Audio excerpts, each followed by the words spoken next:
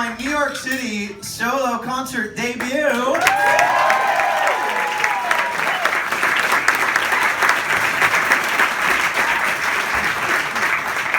In a basement. It's really great. Actually, you know, my first concert was supposed to be last weekend, but then the blizzard happened and ruined everyone's hopes and dreams.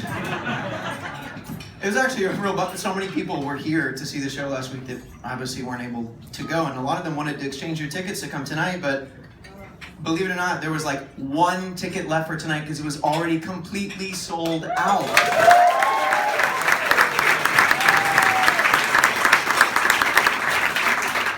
So in a way, you guys kind of ruined everyone's hopes and dreams too. You're gonna have to live with that. I kind of thought like the only logical thing to do is everyone should order a couple extra drinks in their honor, and then drink those drinks for them. You know, just gotta do what's right. Just gotta do what's right. You know?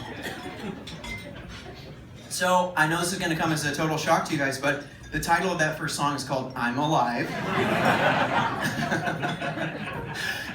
Okay, so for the real nerds out there, I'm sure you probably realize it was a mashup of two different songs from two separate Broadway shows that I performed in both of them called "I'm Alive." One, "I'm Alive," was actually the very first song that I sang on a Broadway stage. I made my Broadway debut entering up through the floor on an elevator, wearing a dress, pretty much. And I sang this song, "I'm Alive," with the other ancient Grecian muses and the 1980s roller disco glitter explosion, Xanadu the musical. And I actually lifted that description directly off the show's website. They actually used that to sell the show.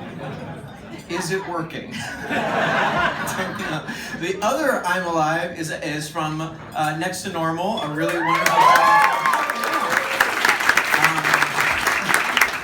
And for those of you who don't know, it's also kind of just like your standard musical comedy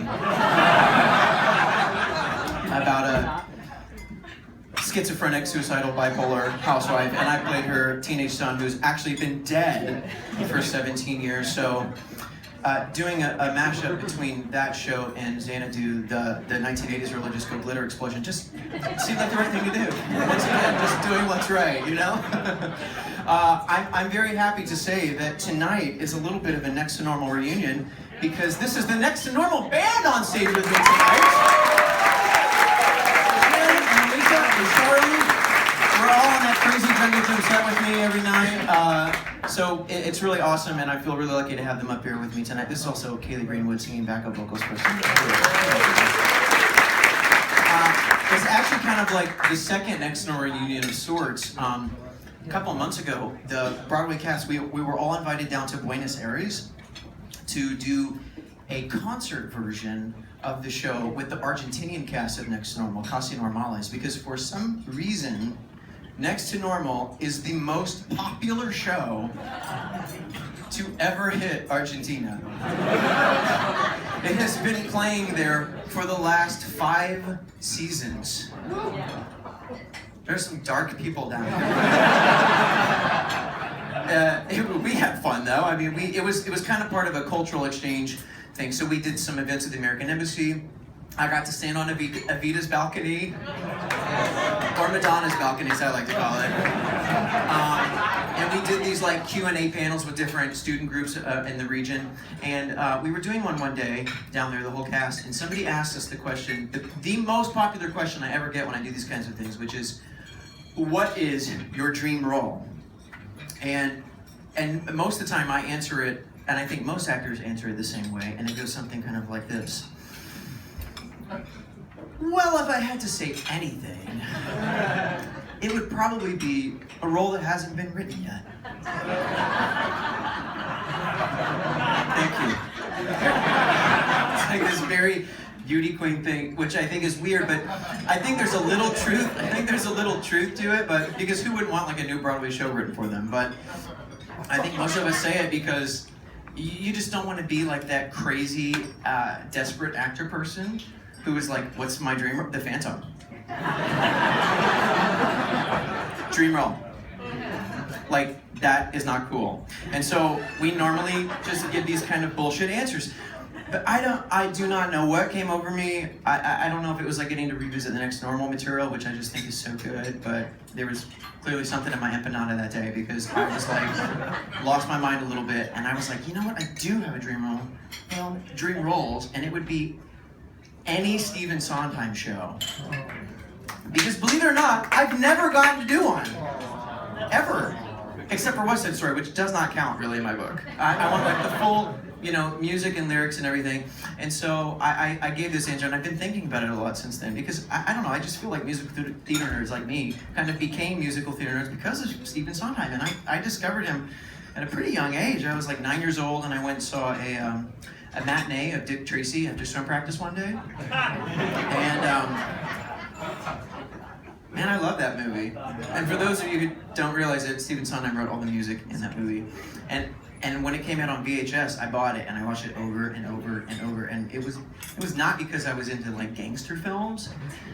It was because it was like a Stephen Sondheim musicale starring Madonna. Which for a 9-year-old boy in Arkansas is practically a drag show.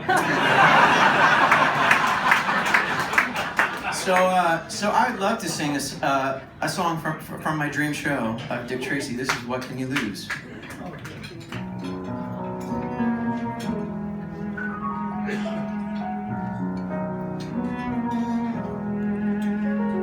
What can you lose? Only the blues. Why keep concealing everything you're feeling? Say it to her. What can you lose? Maybe it shows she's had clues which she chose to ignore. Maybe though she knows and just wants to go on as before,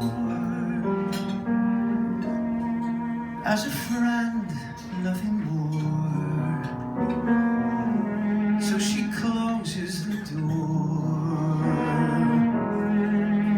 Well, if she does, those are the dues. Once the words are spoken, something may be broken. Still you love her, what can you lose? But what if she goes? At least now you have part of her. What if you had to choose? Leave it alone. Hold it all in. Better a bone. Don't even begin with so much to win.